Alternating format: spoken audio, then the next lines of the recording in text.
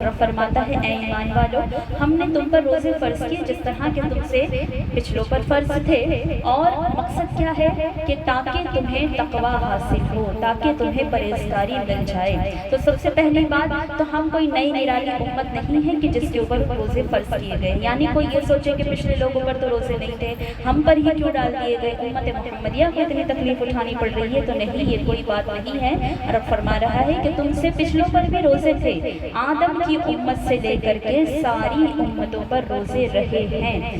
ہاں، سب کے الگ الگ ایام تھے، کسی کے ایام 20 کے روزے ہوا کرتے تھے، 13، 14، 15 کے، کسی کے عاشورے کے ہوا کرتے تھے، کسی کے کسی اور وقت پر ہوا کرتے تھے، کسی کے 2 روزے تھے، کسی کا 1 روزہ تھا، کسی کے 3 روزے تھے۔ یعنی روزہ کوئی نئی چیز نہیں ہے، بلکہ یہ پچھلی امتوں میں بھی یہ کانسیپٹ تھا، اور دیگر قوموں کو بھی ہم دیکھیں تو روزے کو بگاڑ کر کے ہی کسی نہ کسی شکل میں وہ دوسروں کے یہاں بھی موجود ہیں، چاہے کافروں کے یہاں دیکھیں، ہندوؤں میں دیکھ لیں ہم، اور جو ہے عیسائیوں میں دیکھیں، یہودیوں میں دیکھیں، تو روزہ کا کانسیپٹ جو ہے وہ ہر قوم میں، ہر مذہب میں موجود ہے، لیکن حقیقی روزہ جو ہے وہ ہمیں عطا کیا گیا ہے، اور جو ہے مقصد اس کا کیا ہے کہ تقوی حاصل ہو، تقوی پرہیزگاری حاصل ہو۔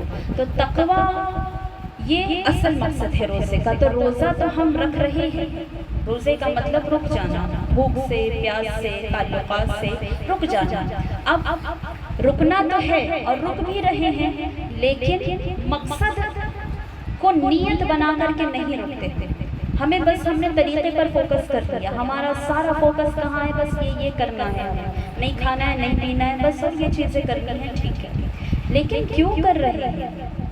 اس مقصد کو سوچ کر کے جب کام کیا جاتا ہے تب وہ فائدہ حاصل ہوتا ہے۔ اور اگر سب بس طریقے کے پیچھے چل رہے ہیں کہ کر رہے ہیں، لیکن کیوں کر رہے ہیں، کس لیے کر رہے ہیں، مقصد کیا ہے، حاصل کیا ہونا ہے، جب یہ چیز نہ ہو نظر میں تو پھر وہ چیز ہمیں فائدہ نہیں دیتی ہے، اور فائدہ نہیں دیتی ہے تبھی انسان روزہ رکھ کر کے بھی گناہوں سے باز نہیں آتا ہے۔ وہ روزہ رکھ کر کے بھی جھوٹ بول رہا ہے، روزہ رکھ کر کے بھی نمازیں نہیں پڑھ رہا ہے، روزہ رکھ کر کے بھی تلاوت کا دل نہیں چاہتا ہے، روزہ رکھ کر کے بھی کاروبار میں جو ہے دھاندلی کر رہا ہے، اور جو ہے لوگوں کو دھوکہ دے رہا ہے، فریب کر رہا ہے، لوگوں کے ساتھ لڑائیاں کر رہا ہے، گالی گلوچ کر رہا ہے، ساری روٹین اس کی ویسے ہی ہے، صرف بھوک اور پیاس کا ایڈیشن اس میں ہو گیا ہے۔ تو یہ روزہ اس کو فائدہ نہیں دے رہا ہے۔ کیوں نہیں دے رہا ہے؟ اسی وجہ سے کہ اس روزے کے پیچھے اس کا مقصد نہیں ہے۔ اس نے بس سمجھ لیا کہ ٹھیک ہے مجھے بھوکا پیاسا رہنا ہے، بس یہی روزہ ہے۔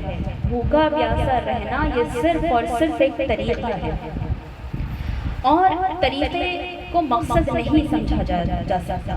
جس طرح کی مثال کے طور پر سمجھیں کہ ہم کھانا کھاتے ہیں، تو کھانا کھاتے ہیں تو کھانے کا مقصد کیا ہے کہ طریقہ ہے اس کا کہ سامنے پلیٹ میں کھانا رکھا جائے، ایک اچھی غذا رکھی جائے، جو بھی ہے، دال ہے، سبزی ہے، جو بھی چیز ہے، ایک اچھی غذا ہو، پراپر غذا ہو، ہاتھ بڑھایا جائے، نوالا بنایا جائے، منہ میں ڈالا جائے، دانتوں سے چبایا جائے، پھر حلق سے نکلا جائے، پھر وہ معدے میں پہنچے، آنتوں میں پہنچے، سارے فنکشنز ہوں گے اس کے، سارے پروٹین، فائبر، سب کچھ جو کچھ بھی چاہیے، توانائی، سب کچھ باڈی میں پہنچے گا، تب جا کر کے باڈی کو توانائی ملتی ہے۔ یہ پورا پروسیس ہے، اور مقصد بھی ہمیں پتا ہوتا ہے کہ کھانا کھائیں گے تو انرجی آئے گی، تو یہ مقصد بھی ذہن میں ہوتا ہے، طریقہ بھی اس لیے ٹھیک ٹھاک ہے، کھانا کھاتے ہیں انرجی آتی ہے، طاقت آتی ہے، سب کچھ ٹھیک چلتا ہے۔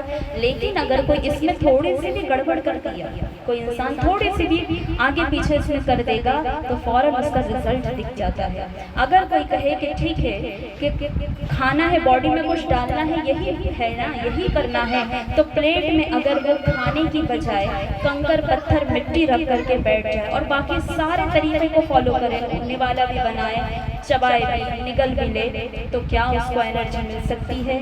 کیا اس کو کوئی بینیفٹ مل سکتا ہے؟ نہیں مل سکتا، کیونکہ اس نے کیا کر دیا، طریقے میں گڑبڑ کر دی۔ جب گڑبڑ کر دی تو پھر اس کو فائدہ بھی حاصل نہیں ہو سکتا۔ ایسے ہی کوئی کہے کہ اچھا ٹھیک ہے ہم کھانا ٹھیک رکھ لیتے ہیں، کھانا اچھے سے اچھا رکھ لیتے ہیں، لیکن جو ہے وہ اس کو منہ میں ڈالے اور جو ہے ڈال کر چبا کر کے فوراً حلق سے جیسے ہی پورا اتارنے بھی نہ پائے اور طے کر دے اس کو، فوراً الٹ دے، تو کیا وہ انرجی کو حاصل کر سکتا ہے؟ نہیں کر سکتا، کیونکہ وہ معدے تک پہنچا ہی نہیں، وہ آنتوں تک پہنچا ہی نہیں۔ جب اندر گیا ہی نہیں تو کوئی بینیفٹ، کوئی فائدہ اس کو مل ہی نہیں سکتا ہے۔ تو ایسے انسان کو ہم پاگل کہیں گے کہ بھئی طریقہ جو ہے اس طریقے کو پراپر فالو کیا جائے تب ہی جا کر کے فائدہ حاصل ہوگا۔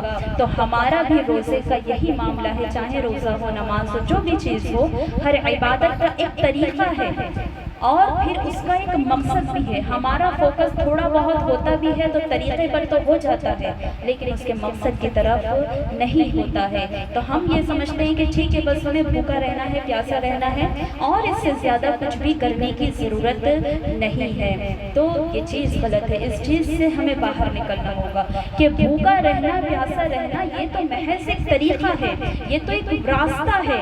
اصل چیز کیا ہے؟ اصل جو مقصد ہے، اصل جو گول ہے وہ یہ ہے کہ تقوی کو حاصل کرنا ہے، پرہیزگاری کو حاصل کرنا ہے۔ روزے کا مطلب ہی ہے، صوم کا مطلب ہی ہے چھوڑ دینا، چھوڑ دینا یعنی تمام چیزوں کو چھوڑ دینا۔ بھوکا پیاسا تو اس میں مین چیز ہے، لیکن اس کے علاوہ پھر ساری ہی چیزوں کو چھوڑنا ہے۔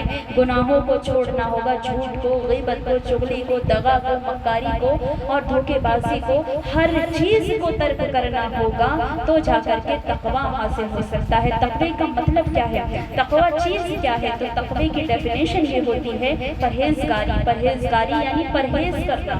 کس چیز سے پرہیز کرنا؟ گناہوں سے پرہیز کرنا، بدکاری سے پرہیز کرنا، برا دیکھنے سے رک جانا، برا سننے سے رک جانا، برا بولنے سے رک جانا، برا سوچنے سے رک جانا، برے کام کرنے سے رک جانا، بری جگہ جانے سے رک جانا۔ یہ تمام طریقے، یہ تمام اطوار جب زندگی میں شامل ہو جائیں گے روزے کی حالت میں تو جا کر کے یہ روزے کا ہم مقصد پورا کر رہے ہیں کہ ہمیں تقوی حاصل کرنا ہے، اور تقوی کے لیے ہمیں اس پرہیزگاری کے راستے پر چلنا ہوگا۔ جب پورا ایک مہینہ یہ ٹریننگ دی جاتی ہے کہ پورے ایک مہینے اس طرح سے کرتے رہو تو کیا ہو جائے گی؟ پھر تمہیں عادت ہو جائے گی۔ اور سب سے بڑا مقصد بھی یہی ہے کہ روزے میں اللہ رب العزت حلال چیزوں سے روک رہا ہے، رک رہے ہیں ہم حلال چیزوں سے ہی رک رہے ہیں، نہیں کھانا ہے، نہیں پینا ہے، نہیں تعلقات زوجین کو قائم کرتے ہیں، جبکہ دیگر ایام میں یہ چیزیں حلال ہیں اور ضروری ہیں۔ انسان ہر ایک چیز کے بغیر رہ سکتا ہے، کھانے پینے کے بغیر نہیں رہ سکتا، وہ گھر کے بغیر بھی رہ لے گا، وہ اچھے کپڑوں کے بغیر بھی رہ لے گا، لیکن وہ کھانے پینے کے بغیر نہیں رہ سکتا ہے۔ لیکن اللہ کے حکم کی خاطر وہ ایک مخصوص ٹائم پر یہاں سے لے کے طلوع آفتاب سے لے کے غروب آفتاب تک جو ہے صبح صادق، طلوع فجر جہاں ہو رہی ہے، پھر غروب آفتاب تک ان تمام چیزوں سے رک رہا ہے۔ تو حلال چیزوں سے اللہ کی خاطر رک گیا اور پھر اس کو کرتا رہا، ٹریننگ لیتا رہا، یہاں تک کہ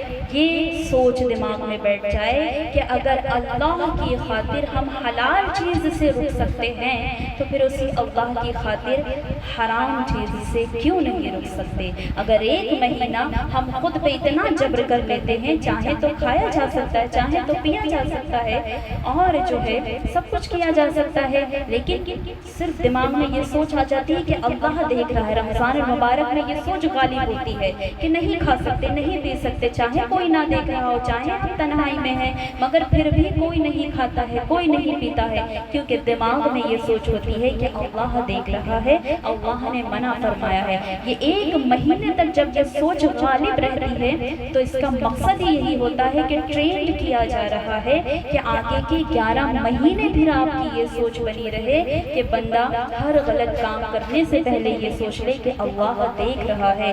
اگر میں نے حلال کو چھوڑ دیا تھا اللہ کی خاطر تو کیا میں حرام کو نہیں چھوڑ سکتا؟ میں نے حلال کھانے پینے کو چھوڑ دیا تھا اللہ کی خاطر تو کیا ہم جھوٹ کو نہیں چھوڑ سکتے، مکاری کو نہیں چھوڑ سکتے، ہم بری باتوں کو نہیں چھوڑ سکتے؟ تو یہی چیز اپنے اندر پیدا کر لینا، بس اسی کا نام تقویٰ ہے، اسی کا نام پرہیزگاری ہے۔ تقویٰ پرہیزگاری کا مطلب یہ نہیں ہے کہ ہر کوئی ولی اللہ بن کے بیٹھ جائے، نہیں، عام انسان کے لیے یہی ہے کہ بس گناہوں سے بچنے کی طاقت اس کے اندر آ جائے اور نیکی کے راستے پر چلنے کی قوت اس کے اندر آ جائے، اسی کا نام تقویٰ ہے۔